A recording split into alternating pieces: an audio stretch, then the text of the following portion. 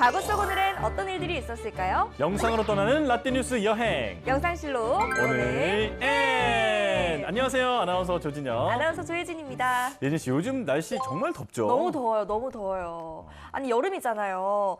여름 이럴 때는 뭐 시원한 계곡이나 바다로 가야 되는데 아니 여름 휴가 다녀오셨어요?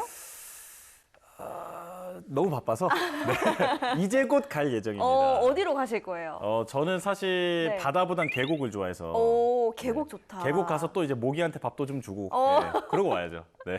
예진 씨는 이번 여름에 어떻게 보낼 생각이세요? 저도 뭐 계곡도 좋고 바다도 좋고 뭐 워터파크도 좋지만 뭐니 해도 이 시원한 에어컨 아래에서 이 영상실록과 함께하는 게 최고가 아닐까 싶어요. 저도 영상실록 보면서 이 여름을 보내겠습니다. 네. 그럼요. 자, 올해 저희의 여름을 책임져줄 이번 과거 여행 얼른 소개해 주세요. 네, 알겠습니다. 그럼 과거 속 오늘은 어떤 일들이 있었는지 함께 보시죠.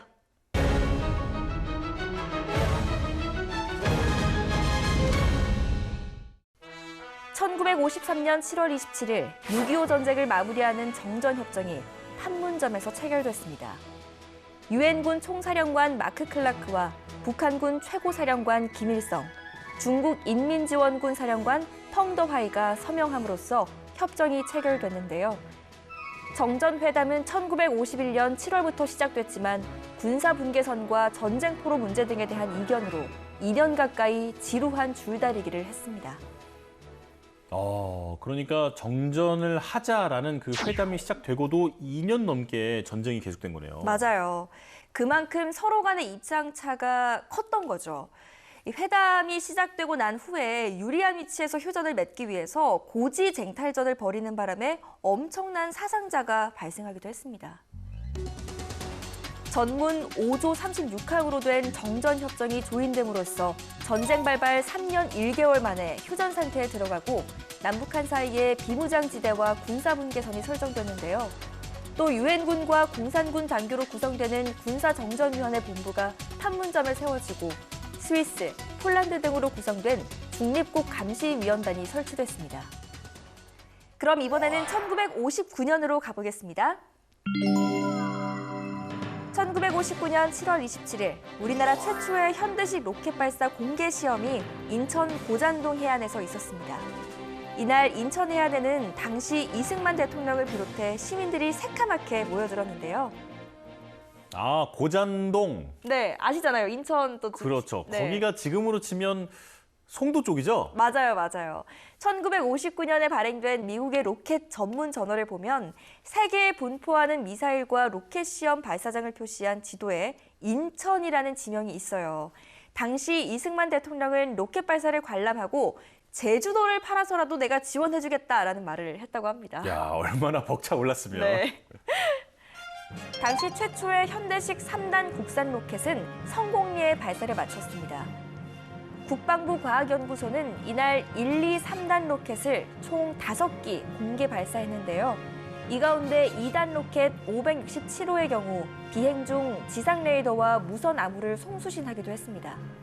그리고 길이 3.7m에 무게 141kg의 3단 로켓 566호는 101초간 비행에 성공하며 비행 중 단이 분리되는 모습이 육안으로 관찰되기도 했는데요. 이게 최대 고도 40km에 최대 81km를 비행할 수 있는 그런 성능이었대요. 지금 우리가 이 누리호를 쏘아 올릴 정도가 됐는데 네. 지금 보면 정말 많이 발전했네요. 맞아요. 당시 전쟁이 끝나고 척박했던 나라 살림 속에서 보여준 놀라운 기술적 성과였는데요. 그러나 성공의 기쁨도 잠시, 정치적 격동 속에 정부 주도의 로켓 개발의 꿈은 사그라들었습니다. 대신 인하공대를 중심으로 민간의 연구 개발은 계속되어 왔는데요. 1960년대 중반까지 11기의 다단 로켓 발사가 이뤄졌고 고체 추진제를 직접 개발하는 등 새로운 도전도 거듭했습니다. 야, 정말 먹고 살기 힘들었던 시기였는데 이런 분야에 꾸준히 투자를 하고 노력해왔다는 점이 새삼 놀랍네요. 네, 자랑스럽기도 하고요. 그럼 이번에는 1914년으로 가보겠습니다.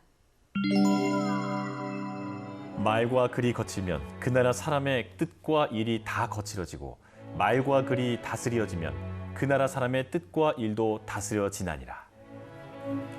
한글학자 주시경 선생이 1914년 7월 27일 타계했습니다. 향년 38세였는데요. 황해도 평산태생으로 호가 한임샘인 주시경 선생은 우리말과 글을 과학적이고 체계화한 국어 중흥의 선구자로 꼽히고 있습니다. 그의 국어 사랑은 한자를 버리고 한글을 쓰자는 주장으로부터 시작됐는데요. 독립신문 교열을 보면서 우리말과 글에 대한 각별한 사랑과 관심을 쏟은 선생은 신문에 기고한 국문론을 통해 한글이 한자에 비해 과학적으로도 훨씬 우월하다는 점을 강조했습니다. 지금 뭐 한글의 과학적인 그 우수성은 이제 네. 세계적으로 인정을 받고 있는데 그러고 보니까 그 예진 씨가 국어 교육학과 출신 아니신가요? 맞아요. 그 주시경 선생님이 대선배네요. 저는 실제로 그 제 독서실 그 스탠드에 주시경 선생이랑 몇몇 인물들 사진을 좀 붙여놓고 공부를 했었어요. 임용고시를 준비할 때. 저는 지금 난 실제로 주시경 선생님 만나봤다면 약간 이런 말 나올 줄 알고 깜짝 놀랐네. 그렇게 하려면 제가 타임머신을 타고 돌아가야지만 제가 정말로 그만큼 존경하는 인물이었다. 야, 그렇구나. 대단하신 분이죠. 그는 1897년부터 배제학당에서 4년간 신학문을 공부했고 1896년 독립협회 조직에도 참여했는데요. 또 협성회보를 발간해 한글 기사체에 대한 통일과 연구에 몰두했습니다. 뿐만 아니라 여러 학교와 강습소를 찾아 한글을 가르치고 보급하는 데 전력을 다했는데요. 김두봉, 이규영 등 그가 길러낸 문화생들은 1921년 조선어 연구회를 창설했고 1933년 드디어 한글 맞춤법 통일안을 제정하는 결실을 맺기도 했습니다. 이 과정이 그 영화 말모이에 나오잖아요. 맞아요. 보면서 저도 마음이 좀 몽글몽글해지더라고요.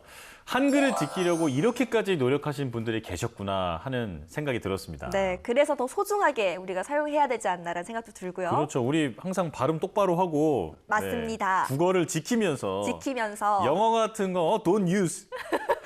킹정 뭐 이런 거 속상해 하실 것 같아요. 킹정. 이런 그렇죠. 거. 주시경 선생님이 안경 벗으면서 그냥 이렇게 나오시잖아요. 내가 이렇게 쓰라고 내가 한글을 지킨 줄 알아? 이렇게. 그리고 7월 27일에 또 다른 과거를 살펴보면요. 2002년에는 우크라이나 서부 도시 리보프 인근에서 에어쇼 도중 추락으로 83명이 사망하고 116명이 다친 사고가 있었습니다. 굉장히 큰 인명피해가 발생했네요. 이게 관중 쪽으로 낙하했나 보죠? 네.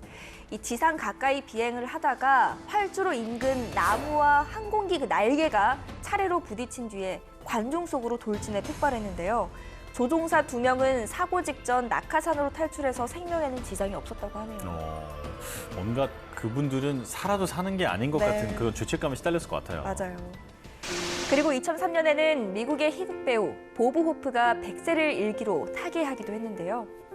야, 100세면 엄청 장수하셨네요. 네, 맞아요. 젊은 시절에는 전 세계에 주둔하는 미군들을 위한 위문 공연에 애정을 보였는데 걸프전부터 60여 년간 무려 1000만 킬로미터를 여행하면서 미군 1000만 명을 직접 만났다고 합니다. 이야, 이 정도면 정부에서 뭐라도 해줘야겠는데?